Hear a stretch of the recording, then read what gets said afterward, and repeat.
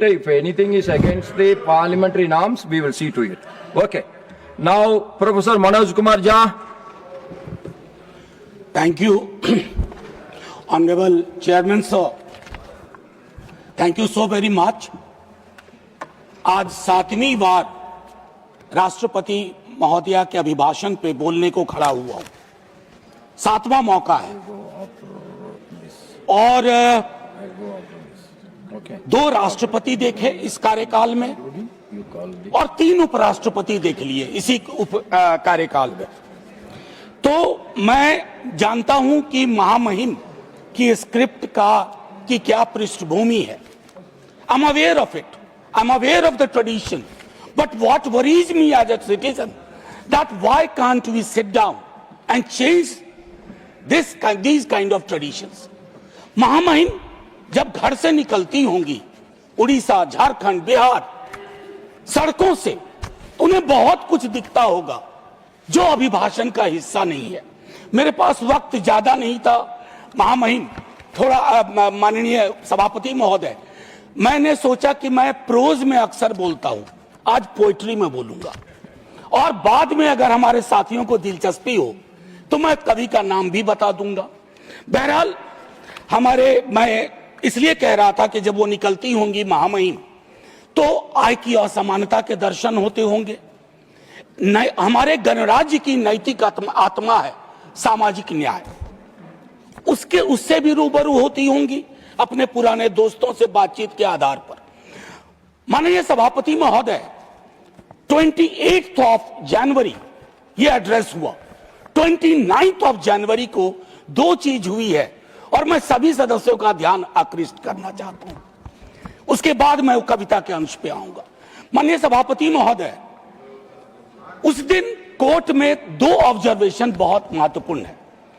एक कहा गया कि क्या हम उल्टे पांव की यात्रा पे निकल पड़े हैं, पीछे की ओर जा रहे हैं यूजीसी रेगुलेशन के संदर्भ में। मेरा दिल किया कहूं, जी हाँ हुजूर। You got only 6 minutes. Sir, I thought you sought your protection. 2 minutes extra I'll take and I'll wind up without ringing the bell. जी हाँ हुजूर, एक देश के रूप में हम उल्टे पांव नहीं, पूरे तामझाम के साथ पीछे की ओर मार्च कर रहे हैं। यह भटकाव नहीं है, ये घोषित नीति है। हमारा गंतव्य आसमान की ऊंचाई नहीं, अतीत की खाई है। मैं क्यों कह रहा हूं? जब कहा गया कि ट्रेड यूनियन विकास में अवरोधक है, मैं जानता हूं यहां हमारे तमाम साथी अलग अलग दलों के, हम ट्रेड यूनियंस को किस तरह की महत्ता देते थे और देते हैं।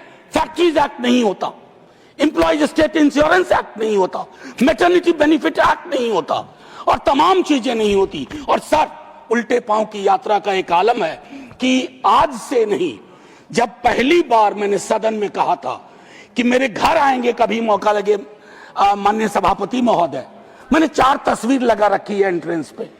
वो सीवर में उतर के मरने वाले हमारे लोग हैं। जहरीली गैस किनको मार रही है?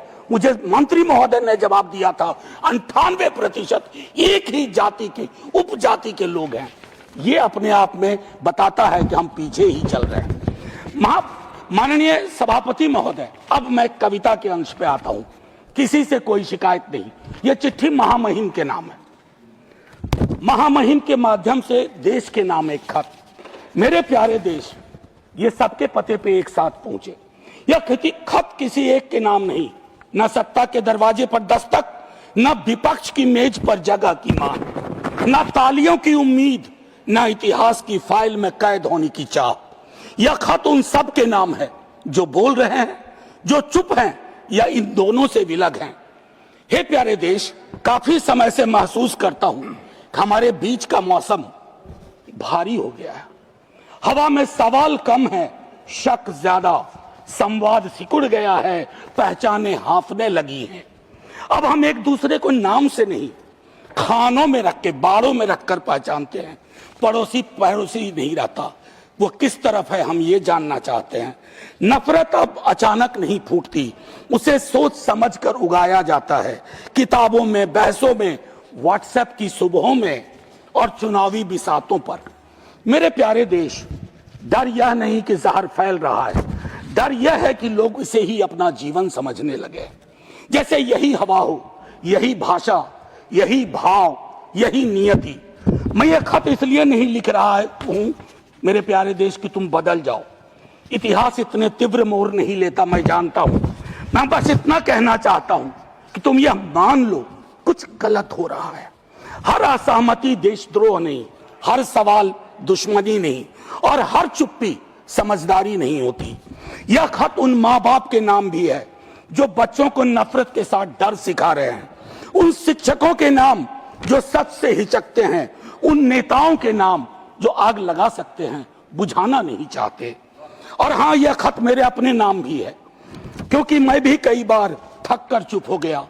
मेरे प्यारे देश, अगर मौसम पूरी तरह ना बदले तो भी चलेगा, बस इतना हो जाए कि लोग पहचान लें कि वे बीमार मौसम में जी रहे हैं, क्योंकि पहचान के बिना इलाज सिर्फ एक बहाना है। इस खत को संभाल कर रखना, इसे किसी फाइल में मत डालना, इसे शोर भी मत बनाना, बस पढ़कर थोड़ा ठहर जाना, शायद यहीं से बदलाव की शुरुआत हो।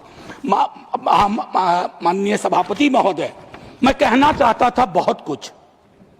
महामहिम के अभिभाषण के संदर्भ में, राष्ट्रीय सुरक्षा की चिंताओं पर, घरेलू राजनीति के जहर पर, आय की भयावह असमानता पर, बेरोजगारी के दंश पर, लेकिन चुप रहूंगा। बोलूंगा तो फट पड़ूंगा। आप में से कई लोग साथ में फट पड़ेंगे और वह सत्ताधीशों को नागवार गुजरेगा जो कभी इधर हैं कभी उधर हैं, क्योंकि वे खौफ खाते हैं छात्र युवाओं के सवालों से ही नहीं, बल्कि अप्रकाशित पुस्तकों के पन्नों से भी। बकौल सर्वेश्वर रहा सक्सेना, बकौल सर्वेश्वर सनद रहे। देश सिर्फ कागज पर बना नक्शा नहीं होता, देश रिश्तों से बनता है। और जब सत्ता रिश्तों पर शक बोने लगती है, तो संवाद देशद्रोह हो जाता है और सवालों से लोग डरने लगते हैं। फिर सरहदें नहीं टूटती, देश भीतर से चुपचाप दरकने लगता है। जय हिंद कहूं इससे पूर्व आपका धन्यवाद करना चाहता हूं। मैं चाहता हूं कि हमारी इस पूरी रवायत को, इस पूरी परंपरा को मैं जानबूझ करके इसको संदर्भ में रखना चाहता था कि हमारे संवाद के भी तरीके बहुत बदल गए हैं।